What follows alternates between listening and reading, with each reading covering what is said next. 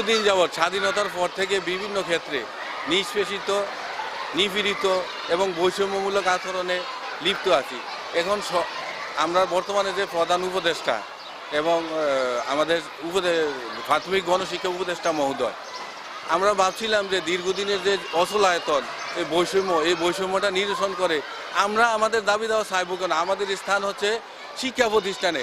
একজন শিক্ষক নম্র, ভদ্র এবং তার শিক্ষার্থীদের নিয়ে তারা কি নিবেদিত প্রাণ।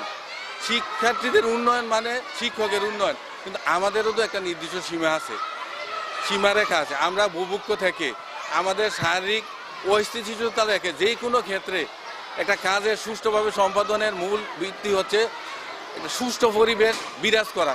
আমরা যারা প্রাথমিক বিদ্যালয়ের শিক্ষক, স্বাধীনতার পর থেকে আজকে আমি 23 বছরের মতো চাকরি করি। আমার এখানে মাস্টার ডিগ্রি এবং মাস্টার ডিগ্রির সংখ্যাই বেশি। আজ পর্যন্ত আমি সহকারী শিক্ষক হিসাবে কর্ম করে যাচ্ছি।